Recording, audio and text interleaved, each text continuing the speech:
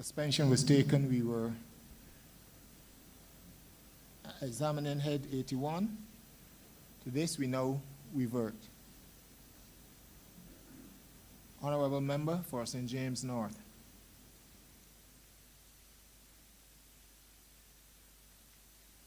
Thank you, Mr. Chairman. And first wish to, of course, congratulate new Minister of this ministry, now acting Prime Minister, on her assumption of this very important position. I'm aware of the study that would have been mentioned this morning by the Deputy Chief Technical Officer, which spoke to 70% of the roads in Barbados in 2017 being in a state of disrepair, either bad or poor. And therefore the state of the roads, mediocre as many are in this island, would have predated this administration. And I accept that it is a Herculean task to repair all the roads in Barbados that need repairing.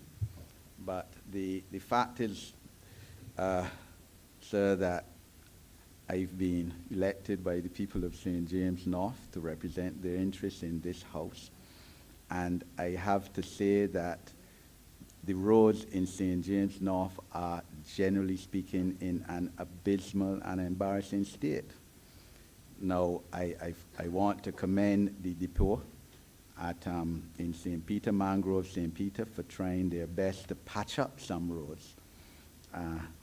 I'm in contact with that depot or with workers of the Ministry of Public Works on a twice-weekly basis to try to get some roads repaired, patched up, whatever.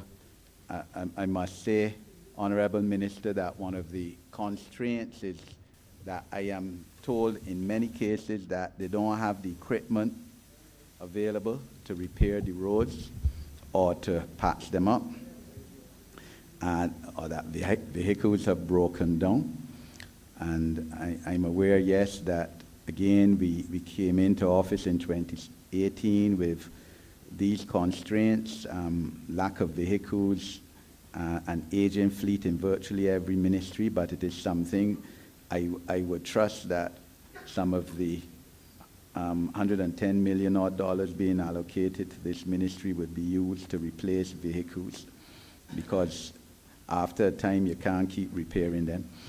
I also take note of what the Deputy Chief Technical Officer said this morning, that the ministry tries to fix the worst roads first. I submit that some of the roads in St. James North are among the worst in Barbados. Honourable Minister, you are fully aware, and we have spoken, that as soon as I was aware you were now having a responsibility for this ministry, I wrote for 19 roads that to be repaired. And these are the same 19 roads, Mr. Chairman, that I have been writing the Ministry of Public Works on for exactly 10 years, because it was 10 years this month that I was nominated to be the candidate for St. James North. So for 10 years I've been writing various ministers of both administrations, of course, for repairs to these 19 roads. The first one, of course, Rotterdam Main Road.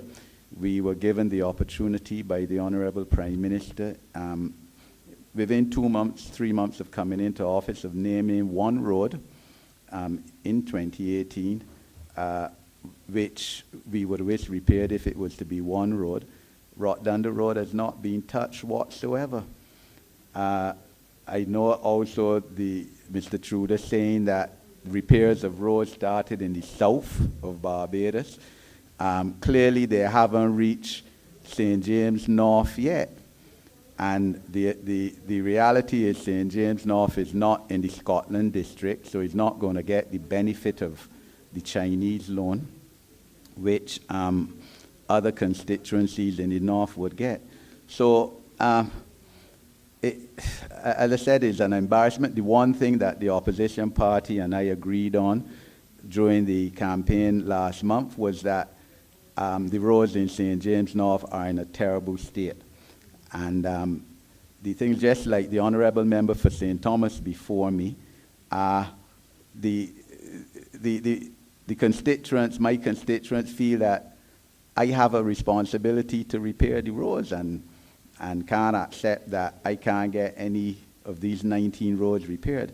I thank you in anticipation, Honourable Minister, Acting Prime Minister, that for the tour that I have requested you take with me of the constituency to show you the state of these 19 roads.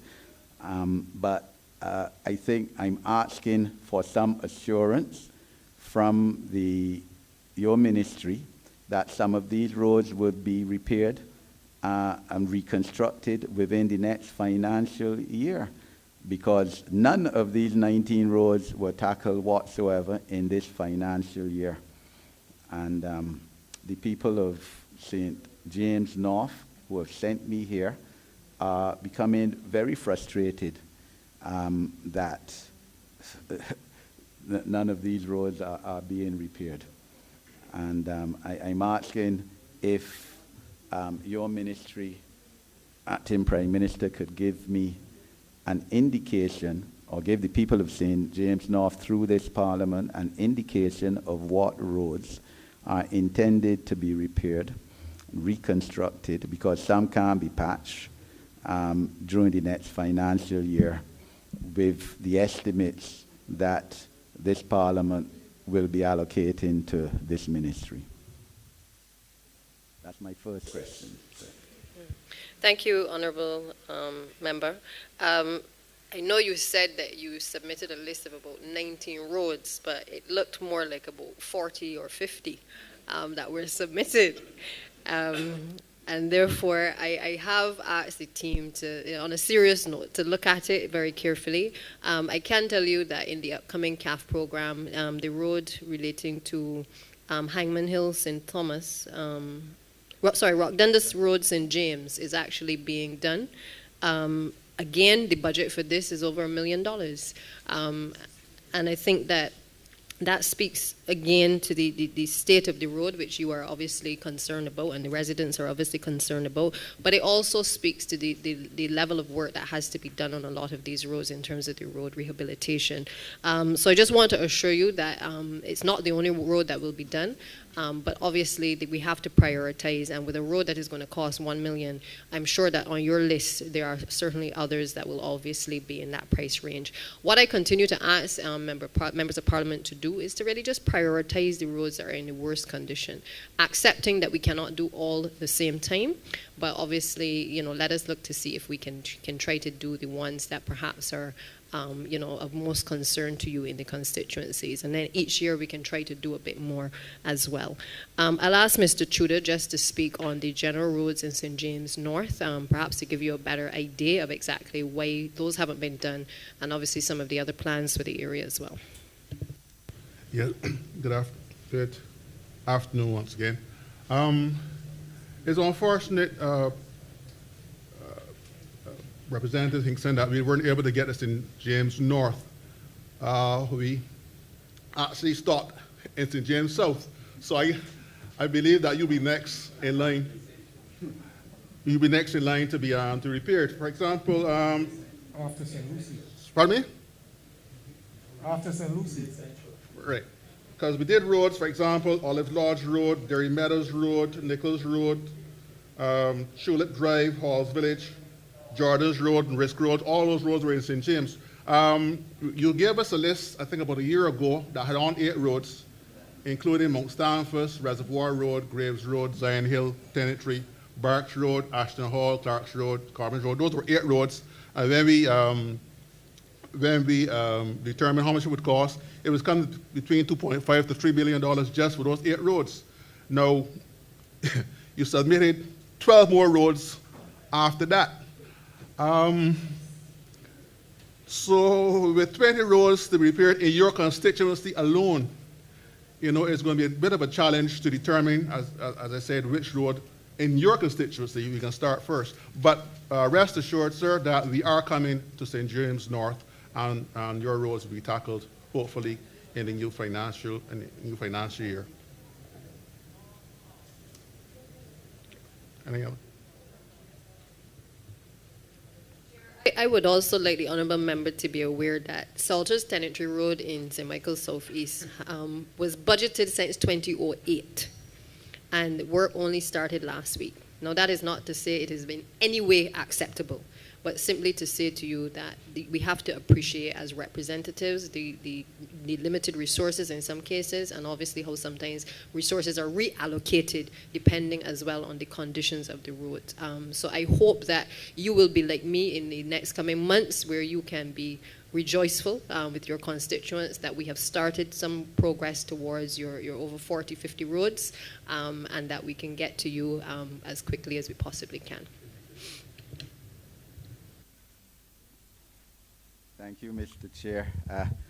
I only asked for some equity in this process. I know that we have a lot of roads that need repairing, but I don't want St. James North to be forgotten. My second issue, Mr. Chairman, relates to water and water zones. And at the outset, I would wish to commend the management of Barbados Water Authority, Mr. Halliday, General Manager Dr. Wanza, on their timely response to issues whenever I contact them. That is the truth. And when public officers do good, they need to be commended. Invariably, within a day, once I let them know of burst pipes or whatever in my constituency, they are repaired.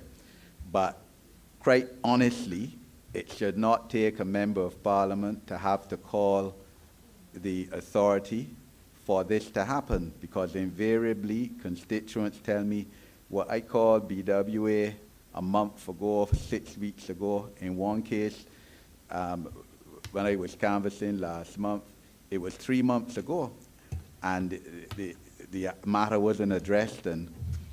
But when I contacted, the next day it was addressed. And I don't think that if we have a customer service department at a Barbados Water Authority, this should be happening.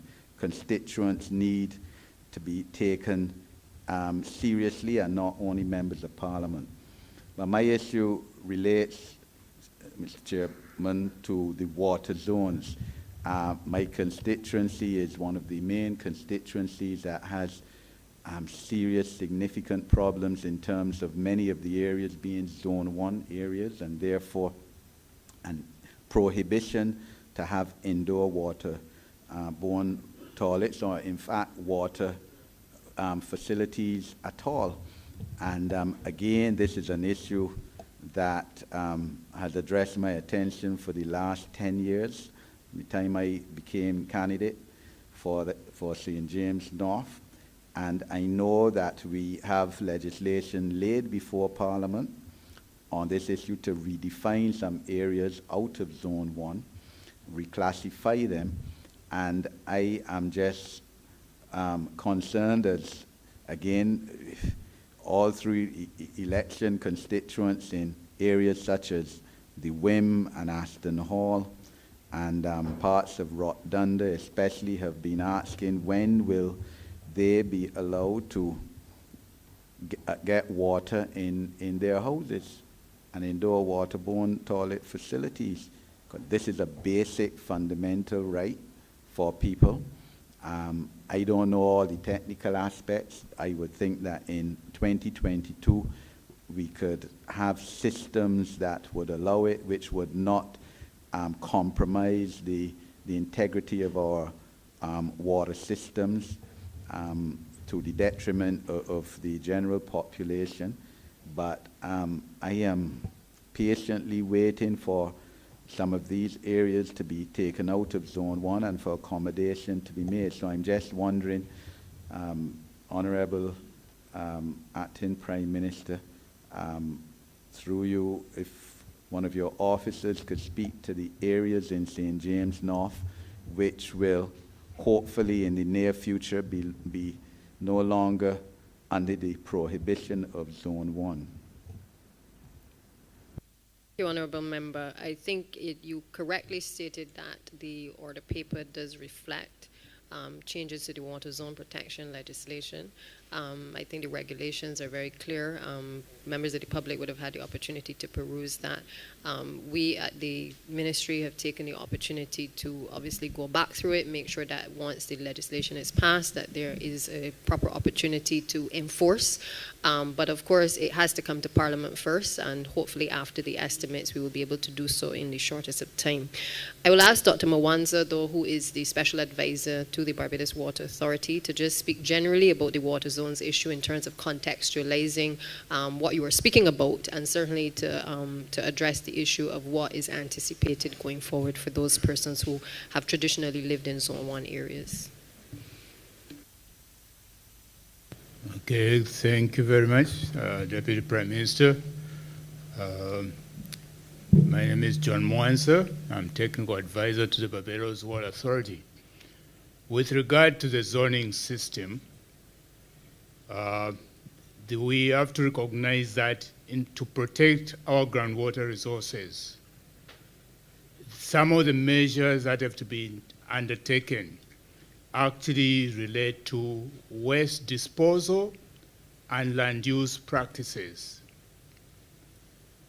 Our aquifer is open to anything that happens on land. It can be washed down through the soil, through the coral, to reach our groundwater.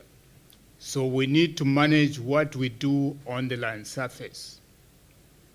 Even with the revisions that are being proposed, there will still be Zone A where no new services will be provided, and the only developments that will still be allowed in Zone A will be related to water production related activities.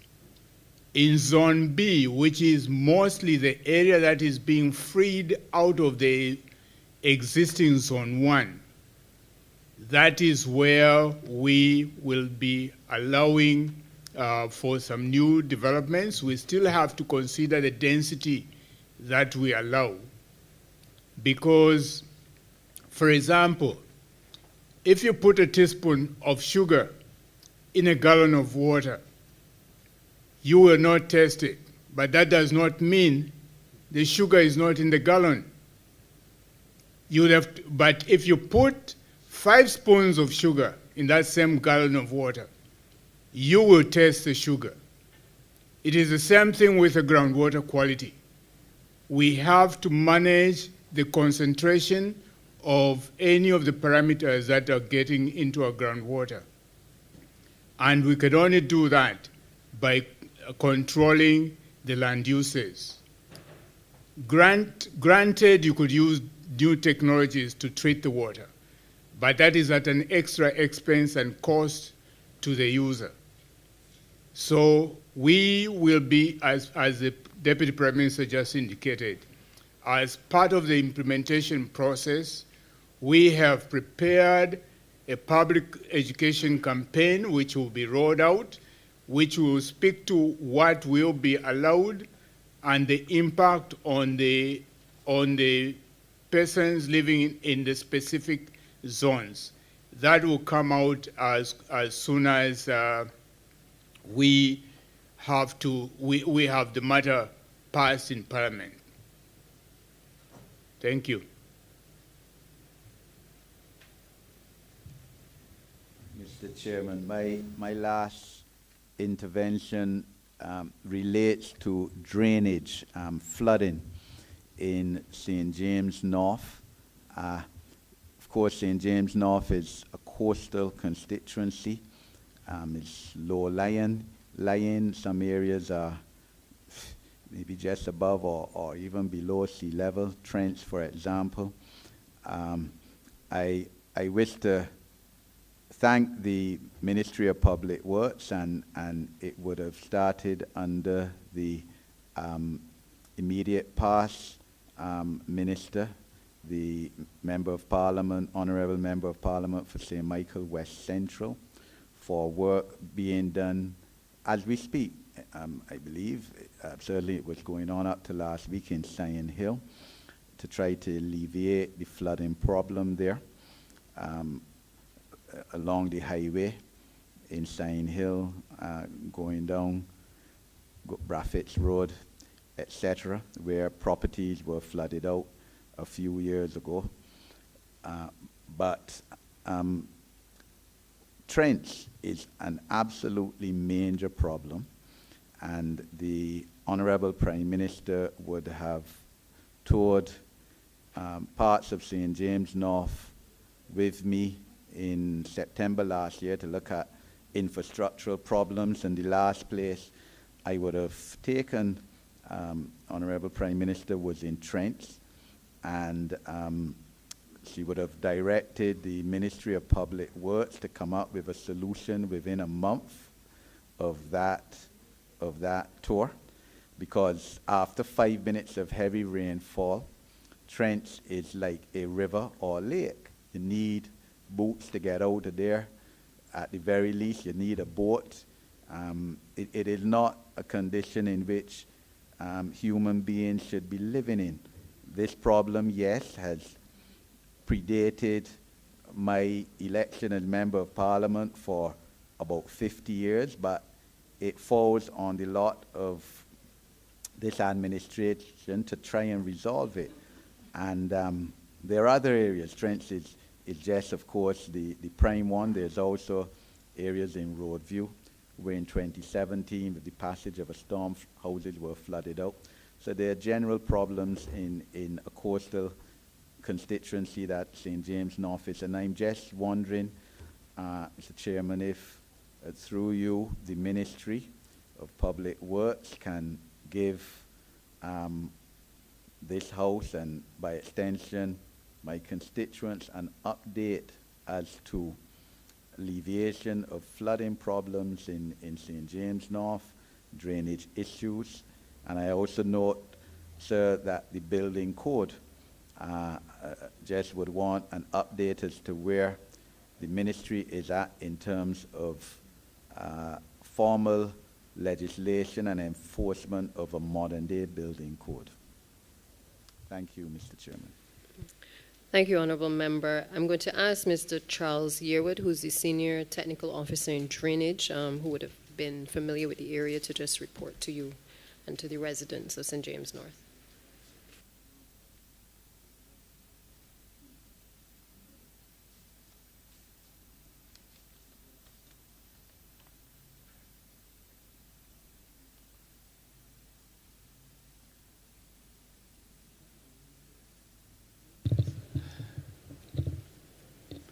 Good afternoon.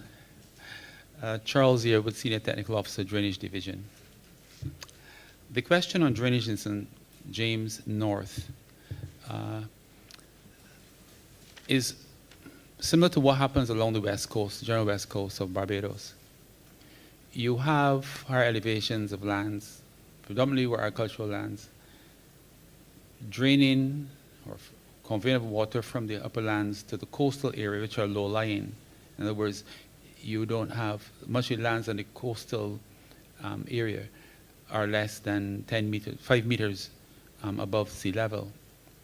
In the case of the ones that just come onto the road, less than just about 2 meters. So that the traditional methods of disposing of storm water are difficult to achieve any level of efficiency given we use salt wells. We are aware of, and there are a number of areas of hotspots along the south coast, particularly from Six Mens to Black Rock, in which we've tried to tackle over time. The change in, or the movement away from growing sugar cane has impacted us negatively. Much of our lands above the first cliff are now compacted because of much of them are used for grasses. The area of Trents, Weston, Fixed Village, Spikestown has been the attention of the Drainage Division since the 95 drainage study. However, the issue specifically to St. James North, we've identified a number of areas in that constituency or communities that are affected by flooding. We've got Clark's Avenue, which affect the roadway there and just downstream of Mount Bravator. Last year, we constructed a retention pond as part of the 2024 ponds we did in the last financial year, not this financial year. This financial year, well, we had yes, it's true, we had the tour with the minister, Prime Minister, and the representative in his constituency, and we were given a mandate to get a solution in a month. When we reviewed what was happening in Trents, Trents is like a small rice bowl. It's shallow, it's wide. But much of the water comes from Greenwich Village and the lands above. And what we attempted to do was to look at for solutions upstream that would reduce the flow down into Trents. Now, we've done that almost at quick pace within that same month. And we added the we found a detention pond, very shallow one opposite north of Carrot Road to Frederick Smith School, primary school. And we added that to the 24 we're currently doing. It's a significant portion of it is complete now. And I'm happy to say that I report that the Trents detention pond has been cleaned, regraded, deepened to hold additional water. That is just one of 3 watersheds that affect Trents. We thought initially then that we could have a pump house. When we looked at the solution, we require a pump house. It's a very tight neighborhood. We don't have the space for a pump house. We may have to use a well. And then we have to have a recurrent cost of electricity. The approach is to use gravity feed, use systems where we don't have a dependency on energy. In the case of Weston, there's a structure that is very close to the watercourse near the intersection with common to Highway 1.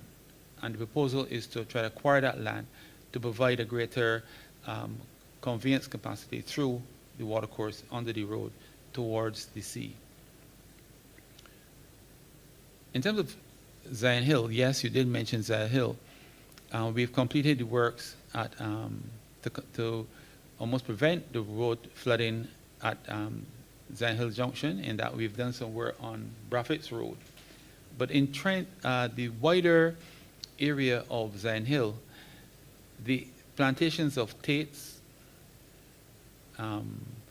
and Upper Tates, I think Zion Hill Plantation, flow through that same junction. And the geometry of the watercourse is so narrow coming through the houses, we decided that we'll go for a detention pond upstream. We've just completed that, but we'll have to do additional works this year to create a short check dam, no higher than 5 feet. That will give us additional storage. It will mitigate the flooding, but we have a watercourse that comes through between the houses and turn a right angle, and we have to do additional works there. So we're happy to report that we've got significant reduction for flooding at Trents, and this Trents South. Trents North comes through the old Brathwaite, the old property with the weddings. But again, the lands, we have to find areas in which we create retention ponds and reduce that water. The intention therefore is to, in some way, consider the alternatives to regrade the road at Trents to drop the flood level, because in the rice bowl, if you drop the lip, you will have a lower flood height. That is yet in discussion, because we have to look at services, and it's going to take a longer time to get a solution. But surely in terms of detention ponds upstream, they will reduce the water coming from upstream into the areas. Thank you.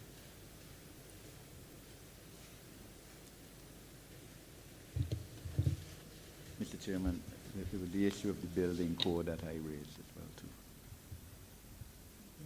Honourable member, you would have had your your 3 allotted questions. I'm sure that one of your colleagues would raise that issue with respect to the building code. Honourable Member for St. Michael South.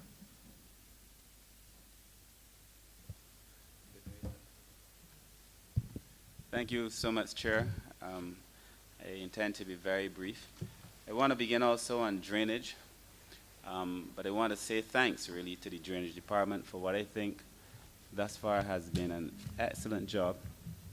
I recall when we came into office, the amount of unnecessary flooding that we experienced in this country. And now, due to the work of drainage, a lot of that has been mitigated. And in fact, there are many places in my constituency that once used to flood that no longer flood because of the intervention of drainage. And so I just want to say thanks to the Drainage Department for what I think thus far has been an excellent job, and they continue to improve. My question, though, as it relates to drainage, is in relation, in many cases, to the grills on a lot of these culverts and so on.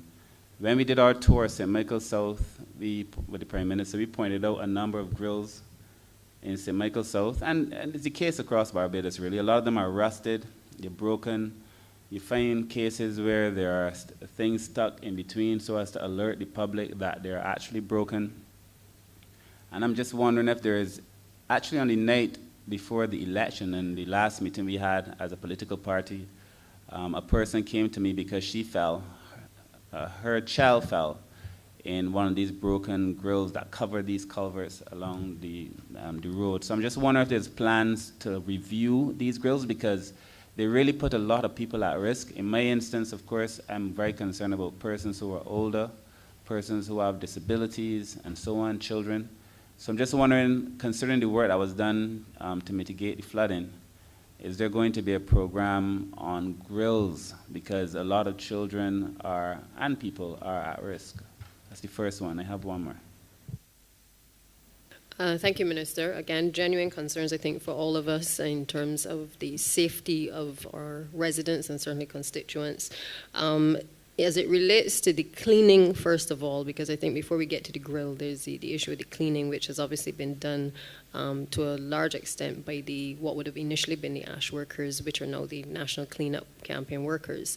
I believe that they have been doing a significant job in trying to alleviate some of the issues. Obviously, there've been reports as to where there are concerns in relation to the grills. I think there have been challenges, and I can have the PS elaborate a bit more, but my understanding is that there have been challenges in terms of the replacement of the grills. But I do agree with you that there has to be now an approach which allows us to replace for the safety of persons who are traversing on the roads as well. PS comments? Thanks, Deputy Prime Minister.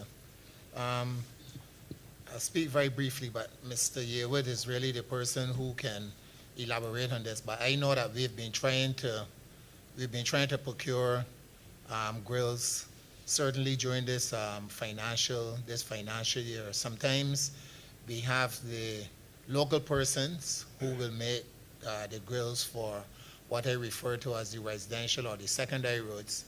And then you have those imported grills which are placed on the highways. But I must agree with the Honourable Member in that a number of our grills are in a poor state of repair. And I will ask Mr. Yearwood and possibly Mr. Tudor to speak to the replacement program, especially those ones which are to be imported.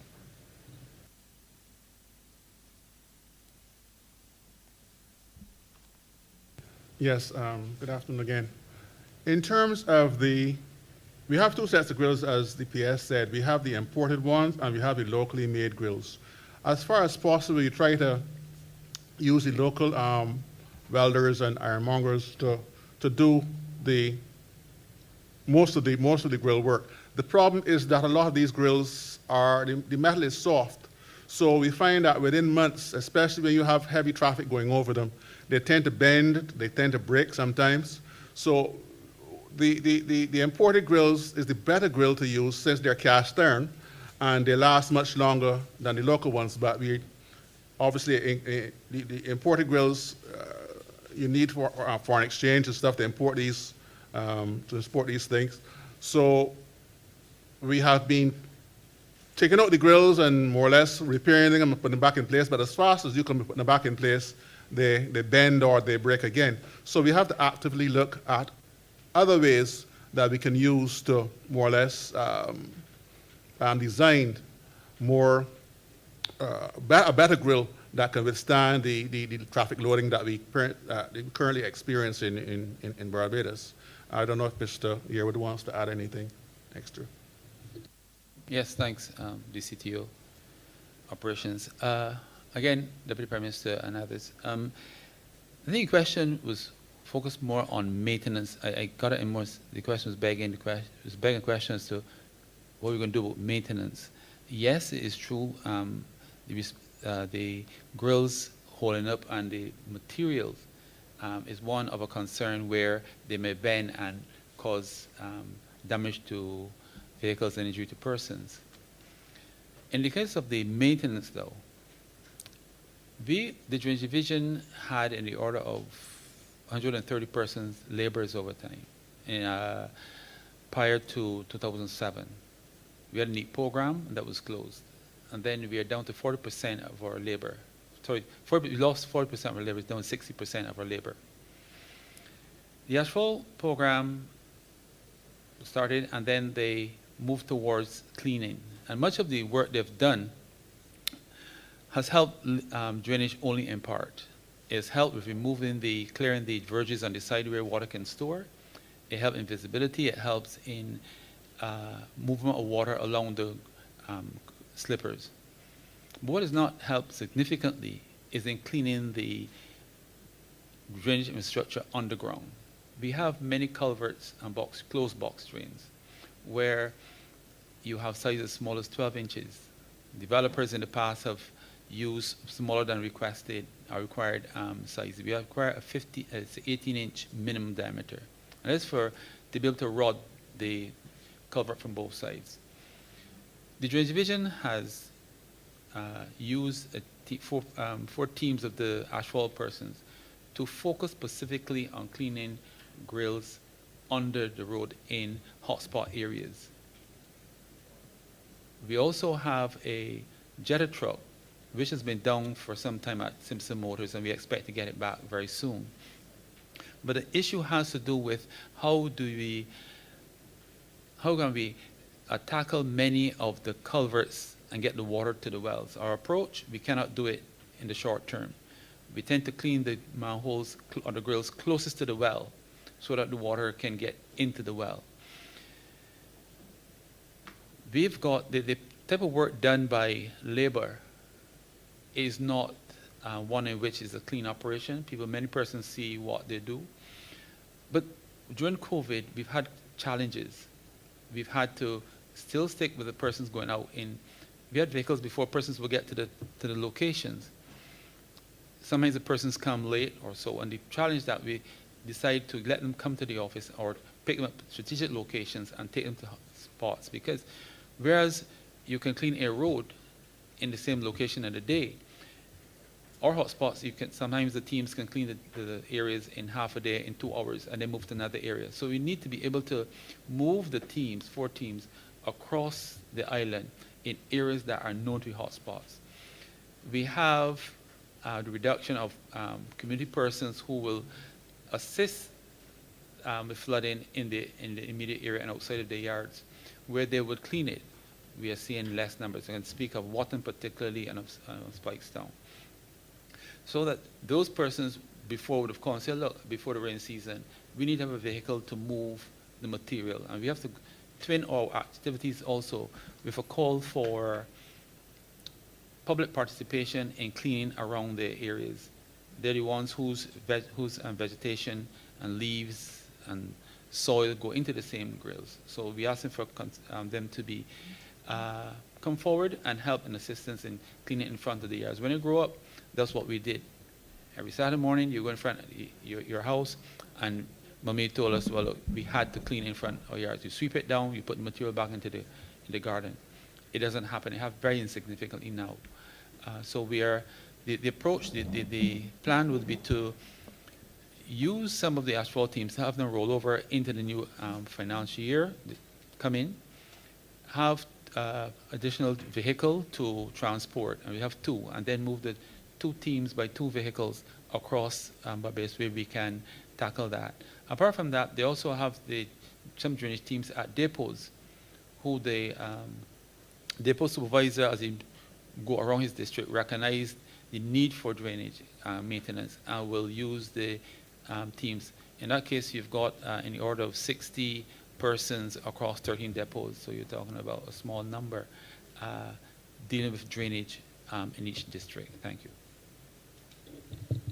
I just want to add here too that in terms of our performance standards, we've been trying to have at least 200 culverts cleaned per month using the same former asphalt workers who are now the national cleanup workers.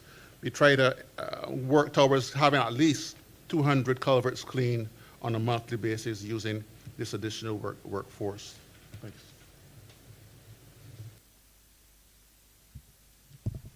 Thank you very much.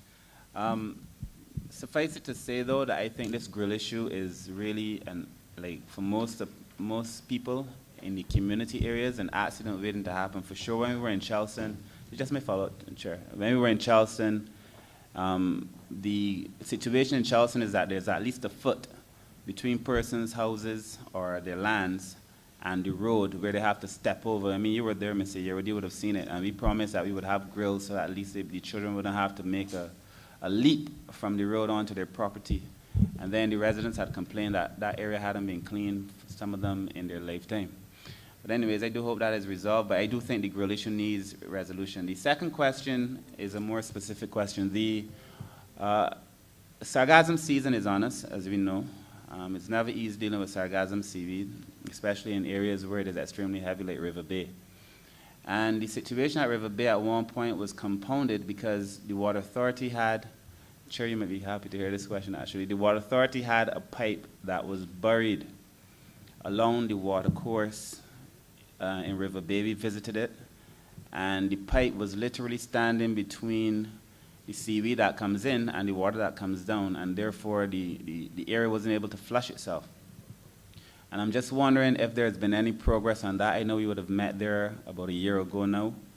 And of course, when the seaweed season is out, it really doesn't matter because there's no seaweed. But in seaweed season, the residents in that area complain tremendously about the stench because the seaweed obviously becomes, as it starts to become anaerobic, it becomes a little bit difficult to inhale. So I'm just wondering if there's been any progress made in relation to that, and the Water Authority was to make some adjustment, and I don't know if it has been done, and I would like to know on behalf of the residents of St. Lucie, because I know the seaweed really is a challenging thing for them.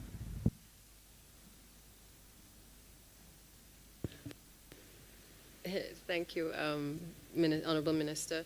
I'll ask Dr. Charles Leslie, Director of Engineering, to respond to you.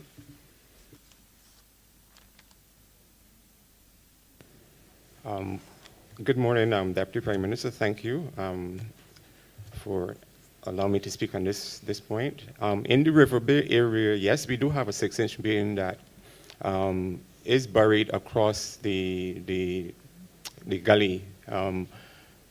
We did return to that area, and we did some work in, we lowered the main in that area, and we also concreted around the main to secure the main into the riverbed. But what's happening there, because the riverbed, you have soil on both sides of the concrete.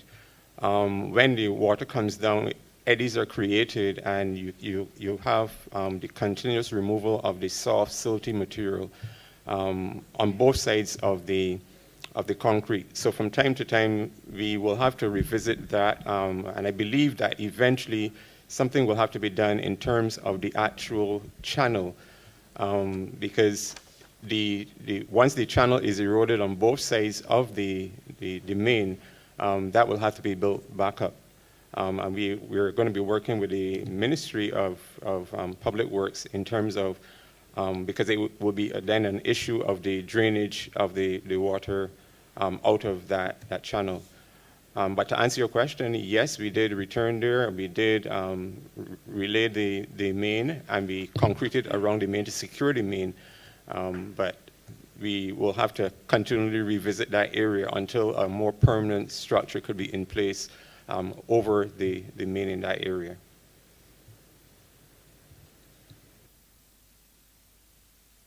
No more questions, Chair. I hope that it's been resolved, because it really, really was a problem for months during the seaweed season. And I had thought that, I mean, I'm not an engineer, I had thought that the solution was not going to take as long or be as complicated.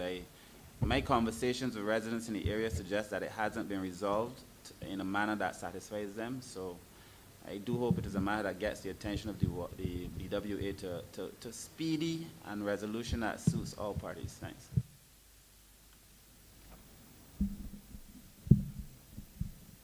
Thank you, Honourable Member for St. James Central.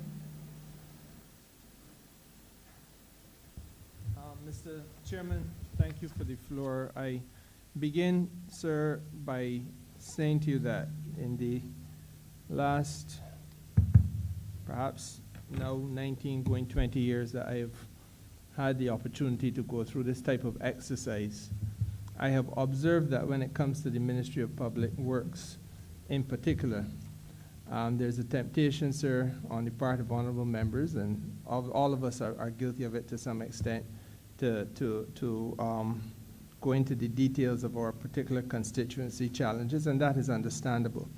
What I think we have to come to the point of doing, sir, is avoiding the political self-stimulation of hoping that the members of our constituencies hear the fact that we have questioned a minister of public works about an aspect of the constituency road work or wells or whatever program. One gets the impression, sir, after listening to it every year for 20 years, that it becomes an almost masturbatory gratification process where we outline the quantum of problems without really steering conversation to the solutions. I believe, sir, that all of us could identify 30 roads in our constituency which need to be fixed. That is not really to help the process go forward very much, in my respectful view. I think, sir, that what I want to hear from the minister is a discussion about the systems and the processes and the policies which, and procedures, policies and procedures which exist in order to help avoid the kind of difficulty that the minister herself alluded to in her constituency. I can't remember the exact road you pointed us to, Minister, but I would give you in mind Riss Road. I came to the constituency of St. James Central to begin a process of securing a nomination in 2002, in December of 2002. The reality is, ma'am, that in December of 2021, Riss Road, which was a crisis situation in December of 2002 and was on the front burner of needing to be fixed.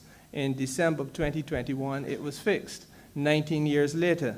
Now, that tells me that it is really not just a question of pointing to this road need fixed, the next road need fixed, but there has to be some way of avoiding the plight of having a prioritized road or set of roads not being addressed adequately for 2 decades. That obviously crosses a plurality of government administrations. It speaks to a systemic failure, which you cannot be blamed for, Madam Minister, because you are nascent to the office. But it is something that I don't think we have given enough thought to, and what I'm hoping that I could hear from the team that you have there, some of whom have been around for that 20 years, is how can we as a country deal with this question of road repair and infrastructural maintenance in a way that does not see a district being bereft of attention for as long as 2 decades. That is the first question. The second one really is a very simple one. I know that there was a period of time when we had a system of demerit points which was intended to treat to the lawlessness that takes place on the roads of Barbados. I do not believe that there is such a thing as a culture of lawlessness. I feel that that is a term of, or that's an expression which really has been used to pass off on working class black people, especially those who are involved in business, a form of behavior or a form of, or pass off an excuse for failing them as a system. Again, the question is really one of how do we take public transportation in Barbados and make sure that it can be efficient and that the practitioners in that sphere are held accountable in the fullest way. Now, the question of demerit points, I believe, was written into the law, the road traffic regulations of Barbados. I stand to be subject, I am subject to correction on that, but I do believe that that is the case. It does not appear to be applied any longer, though it was at one stage applied.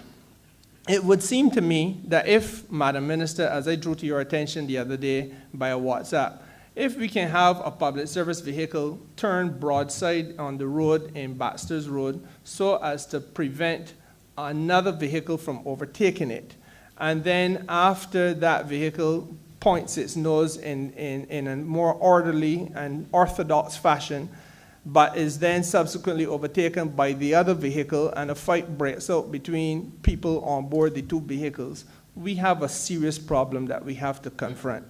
That to me is an inescapable conclusion.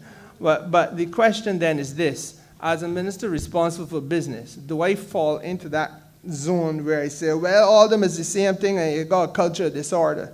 Or do we find a way that we can help people who are doing the right thing in the right way preserve their employment, while at the same time weeding out those people who are less than dedicated to trying to follow the prescripts of good practice and law?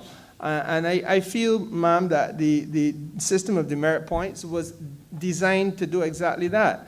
It was designed to say, if you are going to run afoul of the law, you stand to run the risk of getting this demerit. After a certain amount of demerit points, then you've had your chance repeatedly, and therefore you stand now to face the heavy weight of penalty, which may include loss of the license. But that don't just happen overnight. It allows the court process or whatever regulatory processes to work their way through, and people who are falling below a certain standard to know and to have time to adjust. That does not now happen in Barbados. And I would love to hear, ma'am, from your team as to what the thinking is. Not that they just go to work every day and see this happen and do nothing about it, but what is the thinking as to how we can bring some reparatory action to what is taking place on the roads of Barbados? I'm obliged to you. Thank you, Honourable Minister. Again, two very good questions. I think in essence you're asking in the first one, how do we plan accordingly, given that each of our members can certainly recite the number of roads and infrastructure that still needs to be done across each of their constituencies. And I think the simple approach or the simple answer, certainly for me as Minister, is that I will take the same approach in this ministry as I did in the Ministry of Education. I had a number of my colleagues who felt that their schools in their particular constituencies needed significant works to be done. However, I took a different approach, which was that we had to assess all of the schools, try to identify, based on those reports and the audits that were done in collaboration, for instance, with the IDB at the time and the team within the Education Technical Management Unit, what were the priority schools? What were the things that we could assign to be done right away? What were the things that we were going to need larger funding for? And then to start the advocacy, in a sense, with the Ministry of Finance on the financing that was required in order to start the exercise of the repairs and the improvements to schools. Since coming to the ministry, I am sure this entire team behind me can say to you that I have not given them my list of all the roads in St. Michael's Southeast that needs to be done. And it is because I practice what I preach. I am not going to be that kind of minister that says that they have to prioritize the roads in my constituency because I'm minister. But rather, I want to know across the country what are the priority roads that have to be done. And I will stick to that simply because I recognize that there are some situations where today there is a list of priority roads, but then we have, very heavy rainfall, and as a consequence, there are other roads that somehow go into the priority list all of a sudden. And so I think the system is really what you are speaking to in terms of how do we change this behavior, where we either assign roads to be done because the minister like a certain set of colleagues, or that we assign roads to be done because the advocacy coming from one member of parliament is greater than the other, or that we rush to do works because the residents in the community have agitated sufficiently so that their voices could be heard. I believe that the ministry has to do better in its response to the concerns of residents across Barbados, and that can only really be done, whether it's from water to roads, it can only be done if we first have a clear indication of what the priorities are. That has to then be coupled with where do we access the funding in order to prioritize those roads. And so I don't think the first thing is how we organize it, but then the expenditure obviously is the other aspect of it that perhaps sometimes makes it a bit difficult, as Mr. Tudor would have said earlier, because sometimes you don't always get all the money that you wanted. I quoted a number of roads this morning that are over $1 million.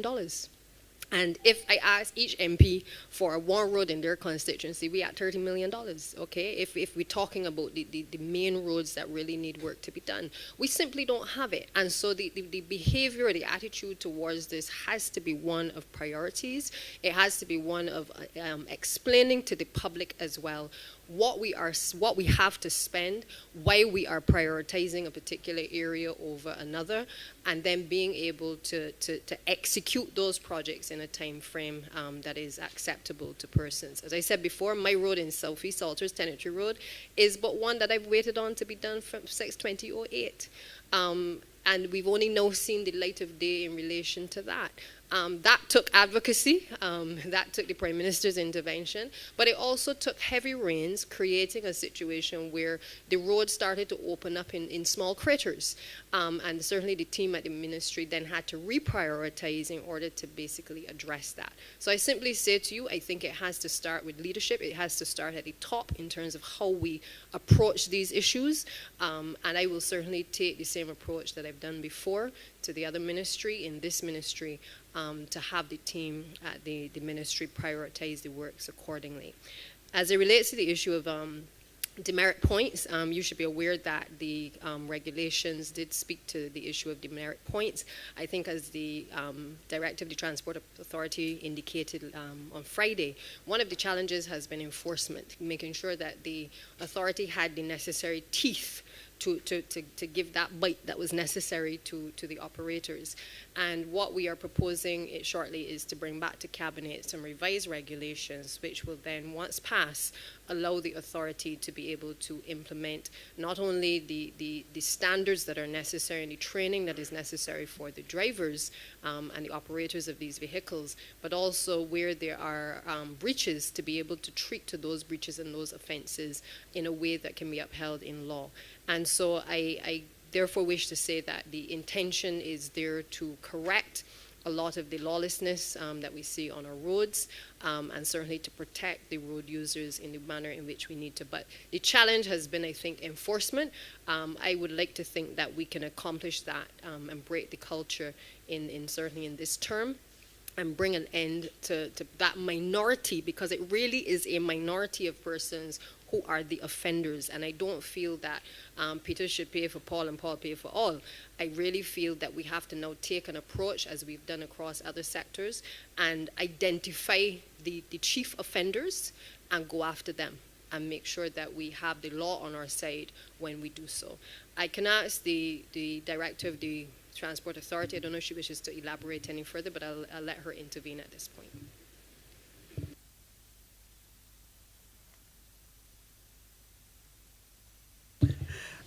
Good afternoon to members of Parliament, Deputy Prime Minister. I believe that the Deputy Prime Minister adequately answered the question. It is one that we dealt with on Friday afternoon. And there's not much more that I believe I can say or will say, except to the fact that we need to treat the entire sector as a wider part of our society.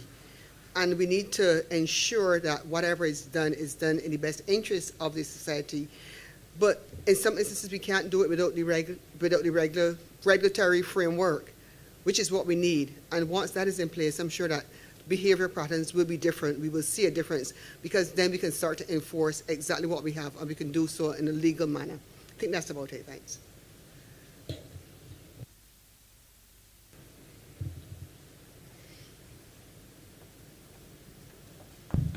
Perhaps, perhaps if I could, and I don't wish to necessarily use a third question, but I will, only to try to invite your team, Minister, to drill down a little bit more for my benefit. It may be my limitation. Simply put, what is the deficiency in the regulatory framework? Is the demerit system as it was designed originally inadequate? What are the reasons why it is not utilized? These are the things that I think we need to hear in order to better understand what the challenges are that are faced by the officials behind you.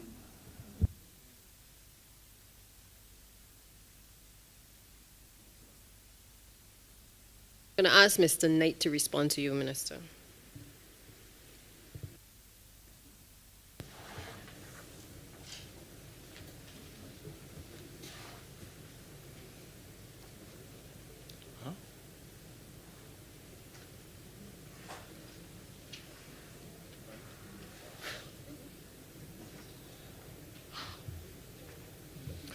Good afternoon. Thank you, Deputy Prime Minister. In relation to the merit point system. CLO, you need to introduce yourself, your name, and your position. Thank you for the records. Sorry. My name is Virgil Knight, Chief Licensing Officer, Barbados Licensing Authority.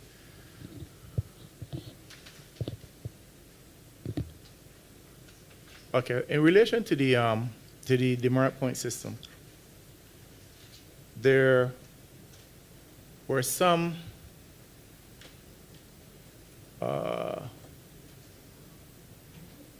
problems associated with the method of gathering information to assist with the enforcement of the legislation.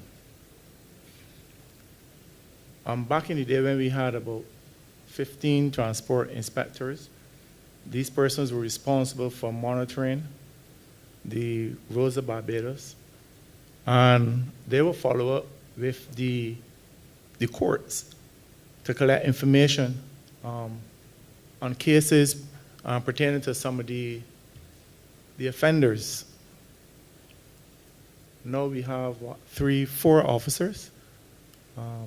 One is on sick leave, so we have 3 active officers right now. And the problem we had then and now is the collection of the information from the courts. Unfortunately, we tried various ways of collecting the information. Actually, we were looking at back in 2014, 15. We were back before we were looking at a system, an electronic system, which we can use to improve the collection of data so we can make informed and faster decisions. That system was not implemented at that time. I think that going forward we can revisit that so we can have a better system and a better way of enforcing the law which is on the statutory books. I think I would say that's as much as I would say at this time. Thank you. Madam Minister, I will attempt to come back at another time. I can only say to you that Mr. Knight has been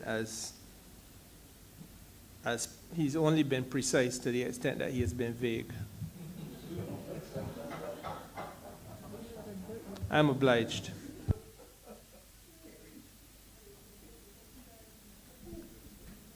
Honourable Member for St. Philip North.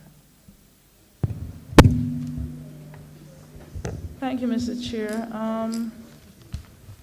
I think two small comments, but first let me say I will not be one to complain with respect to my roads to the extent as many of the other members. I want to thank the Ministry of Transport and Works and Water Resources for all the help that was lent to me with respect to repair of my roads, and I know a few of the other roads are coming on stream for St. Philip North. One comment I would like to make, however, I am not sure if I can get an answer, but a comment will suffice. With respect to St. Philip North, we have, and I assume a couple of the other more rural constituencies, we have many roads slated as quote-unquote private roads. The genesis of St. Philip North, and I assume St. John, maybe St. George to some extent, we're in an area where it was essentially plantation land, and then this was handed down to families and bought over by families. And the roads remain, although they're private properties now, the roads have remained so-called private roads, and many of them have never been repaired or in disrepair, and although they're labeled as private roads, the public uses them, which I think is a little bit unreasonable. I had one experience where there was an accident on the main public road, and the public was asked to divert through private roads, and I really don't think that this is as fair as it could be. I have been given recommendations, and I did hand in some and working on others where the residents have agreed to give up a portion of their property in terms of 8 feet, the PS could correct me, on either side of the road. And some have agreed to that. But going forward, I would like to know the plans in correcting, which I think is a wrong, that these private roads are not addressed and fixed. That is my first question. Thank you, Honourable Member. I'm going to ask Mr. Tudor perhaps to respond.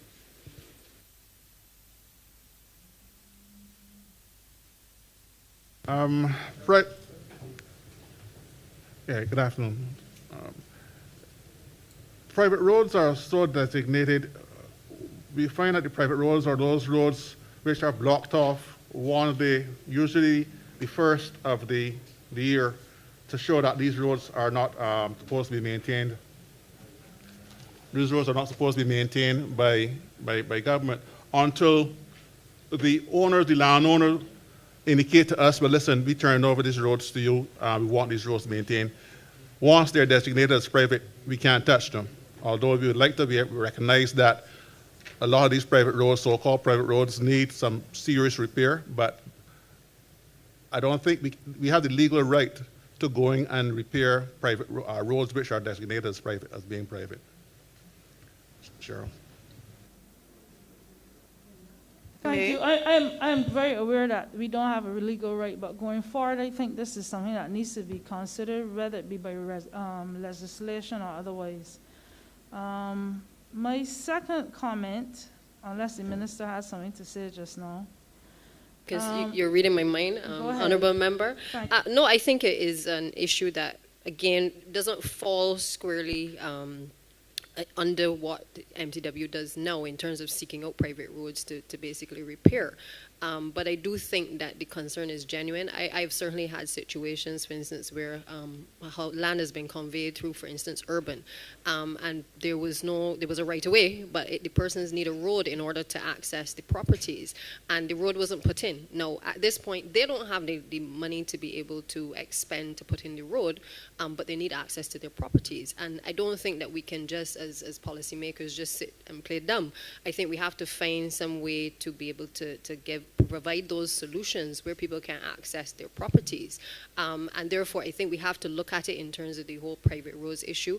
As the PS was indicating to me earlier, the challenge, I think, in St. Philip and some of the other parishes is that there are large tracts of lands, families have built out those lands, and they have created, in a sense, the roads, not the roads paved by MTW, but they've created pathways to their homes, which then become those roads. And so, again, I don't think that we can ignore it, because the the access becomes critical, whether it's an elderly person having to get access because they need an ambulance to their homes, or people taking ill at any point in time.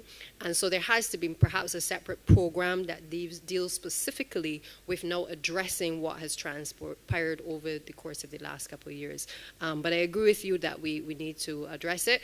My last comment would be that you have been the beneficiary in St. Philip's North of having a former minister of Public Works who would have certainly identified the roads in his area to have done, and that is what I spoke about earlier.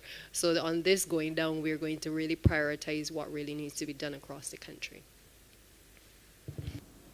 Thank you. My second comment, and I speak here under my new portfolio and my old portfolio as GP. We are moving on to a decade, a century really, where we are now targeting, apart from the climate change, we are now targeting issues on the non-communicable diseases, where the Ministry of Health and other players have been touting the use of exercise, the benefits of exercise and diet, etc., etc. But I have noticed over the years, including recently, that although roads have been fixed or roads have been placed, there's an obvious, almost glaring absence of sidewalks. And this is something that always bothered me. I watch tourists, for instance, and tourists are not the only people I'm referring to, but I watch tourists, for instance, scotching, for Bajan terms, scotching at the side of the road, trying to get through traffic. Of course, we all know the attendant dangers. What are the possibilities going forward? I'm not saying this year or even next year, that we place things like sidewalks, bicycle lanes, in newly developed roads so that the residents in the areas can see some form of exercise. Some people prefer to walk to work, which is being encouraged once you live close enough. What are the possibilities of making this a part of normal road repair, to put sidewalks at the side of roads? Thank you, Honourable Member, for the question. I'm going to ask either CTO or Deputy CTO to respond. But just to say that, it seems so logical to put in the sidewalks and make sure that you have the drainage in when you're doing a road. I mean, I am new to this in terms of the technical side, but it seems very logical. And therefore, especially as we recognize persons with disabilities, again, we have to take into account that persons who have to traverse the sidewalks obviously may not be walking, but they may actually be using a wheelchair. And so the standards that we have to move towards are obviously greater. But I just want to make the point that with the greater responsibility that we have also comes costs. And so while I think that we will move in that direction more and more, I just want to caution that trying to achieve that status that is first world in many cases and is logical at times, obviously I suspect, has been pulled back because of a lack of cost. And I say that because I've had a number of requests even in recent days where, for instance, a main road is being done. And the residents reach out and they say, or the MP reaches out and say, well, Minister, they got some side roads as well that weren't doing as well, that have never been touched as well. It seems logical to do all the minor roads around a major road because then everything looks good. But the reality is they may not have the resources at the time to be able to do everything. So we want everything, but we can't get everything all at the same time. But I will ask CTO perhaps to just break down exactly how the ministry currently plans where it places the sidewalks for the benefit of you, Honourable Member. Thank you so much. Let me start first with the developments. You're aware, of course, we have now the Planning and Development Department, formerly Tongue and Country Planning Development Office. And we work very closely with that body with respect to the residential developments especially. And we would recommend in those developments that space is left in the development for walking, pedestrians, and cycling. And obviously, we know that children will be around and playing in those areas. We do get pushback, I will say that quite clearly. We get pushback from the developers themselves. Obviously, if we are requesting that they leave more space for pedestrians and that kind of activity, that's less space that they will be able to sell to the landowner to develop their home or whatever the case may be. So we get that pushback first. But that doesn't mean that we still don't recommend that that is left in the developments. The ministry over the years has also had a sidewalk program. We've had sidewalk programs before, particularly we try to to make the priority areas where there are schools. Barbadian children, by and large, still walk to and from school, and we are very fortunate that children as young as they do in Barbados walk to and from school relatively safely when you consider that they have to compete with the motorized vehicles and stuff like that. As I said, we had a sidewalk program where we devoted money specifically for sidewalks in those priority areas, and we are going to be returning to that. We have not forgotten that aspect of road safety in our planning or our design of our roads. But there is always that element of the space allocation. A lot of the areas, the houses are still constructed right up to the road edge. So in order to create that space, you have to consider moving homes. And sometimes that is not the most palatable option. So we tried to do other things. We talked on Friday about traffic calming. So we tried other measures to calm the traffic down when we do not have the space to try to put in facilities for pedestrians like the sidewalks. Bike lanes are something that comes up every once in a while. A similar thing applies. We have far more people walking, though, in Barbados than we have cyclists, and people will say, well, if we had bike lanes, then more people would cycle. I'm not here to debate that because I suspect our climate, in the first place, will probably stop that from happening. We're not the climate where people will hop on their bike and ride to work, because by the time they get there, they have to shower and change their clothes. That's just the climate that we live in. So I'm not really seeing that in our future, but certainly we can make walking more palatable and safer, because you can also, for short distances, and that's possible. So we are still promoting that we will be putting in sidewalks, and we still, as I said, have road safety aspect to our road improvement plans. Thank you. I dare say you're wrong with respect to the bicyclists, though. If you come up to the country, St. Philip, you can pass on any weekend 30 or 40 or 50 riders, and it is becoming a big thing. We need to progress to that stage. I would not take it for granted that we are not first world status. We aren't there yet, but this is the only way we can get there. If you don't spend it on one side with the sidewalks and the bike lanes, you're going to spend it on the other end with health and the increasing numbers of NCDs and so on. This is basically my comment. The last one I had to comment on or ask a question, I am getting back to the issue of the signage as well on the road. I had signage and things like speed bumps. With respect to the signage, I am told that these were initially the jobs of the individual depots of the area, and at one point that seemed to have been working efficiently, and now it's in a single area. What is the rationale for that if it had worked previously so that each depot could address their areas? If I may ask, that's the final question. Yes, simply put, we lost staff. So what's left, we consolidated in one place. Let's take it forever. Thank you. Okay? Mm-hmm.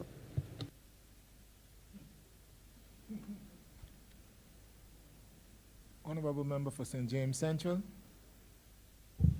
Thank you very much, Mr. Chairman. I beg that you do now report progress to His Honour the Speaker and ask for leave to sit again. The question is that I do now report progress to His Honour the Speaker and ask for leave to sit again. All honourable members in favour, please say aye. All honourable members against, please say nay. Methinks the ayes have it.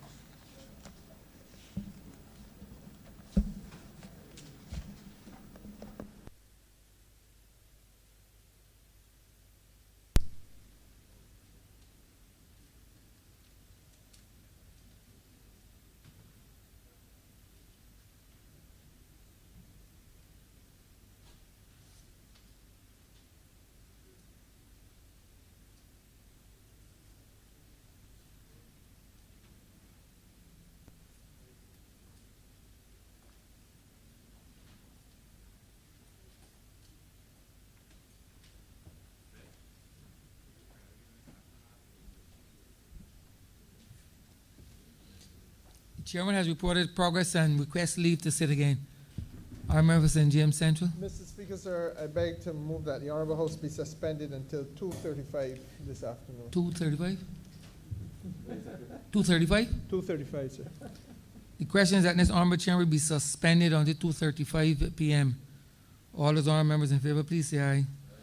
Those against, please say no. Me think the ayes have it. This honorable chamber stands suspended until 2:35 p.m.